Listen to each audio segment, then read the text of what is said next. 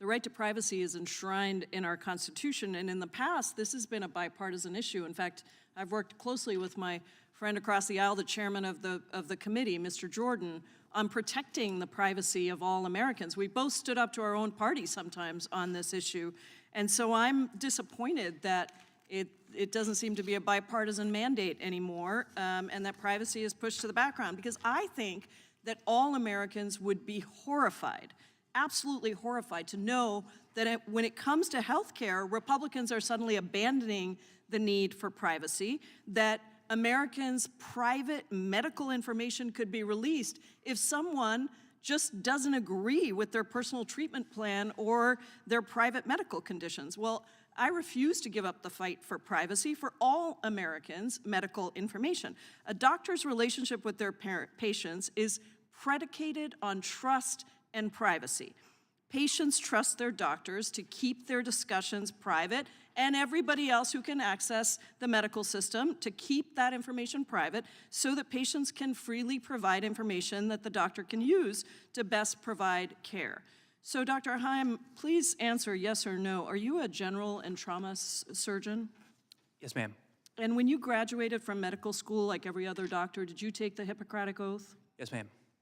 And does that oath include a promise to, quote, respect the privacy of patients? Yeah, probably. It does. I can provide it to you if you need a refresher.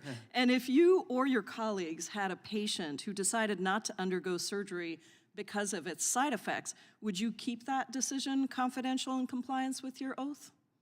Yes.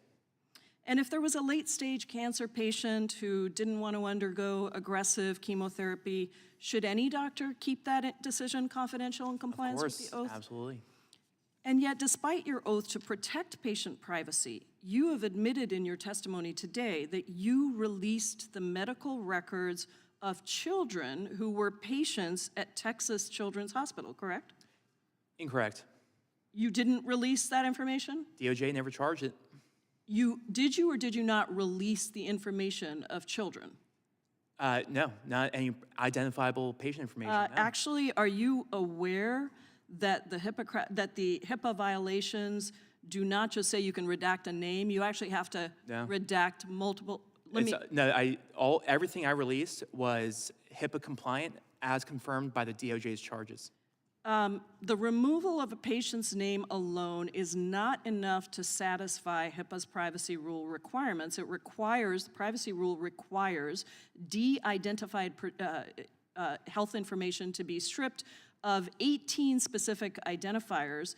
Whether the DOJ is choosing to charge, I need to look at exactly what you're alleging. But let me just ask you, did the children and their parents give you consent to release those records? I was, no. No. And all of your patients now have to worry that if you don't agree with somebody's choices of medical, whatever they're deciding to do, that you're just going to be the sole arbiter of when something should be released. And the basic claim is, if you don't agree with whatever they're doing, then you have the right to access that information under false pretenses, access that medical information and release it. So we're now depending on you as the arbiter of when those children are being mutilated and sterilized, So the answer is yes, you decide when somebody's medical records should be released. Any American out there is gonna look at you and say, oh, I see, Dr. Heim is the arbiter of whether or not my medical records should be released and whether or not I should actually pay attention to HIPAA. Is that correct? Yeah, so first of all, it was never under false pretenses, right? That entire allegation was incorrect. The DOJ's own evidence confirmed that. Let me just stop you, Mr. Heim. So when children are being mutilated and sterilized, I'm just going to reclaim my time. I actually have the time, so I'm going to reclaim my time because I have something very important to say. Look, I think privacy is critically important.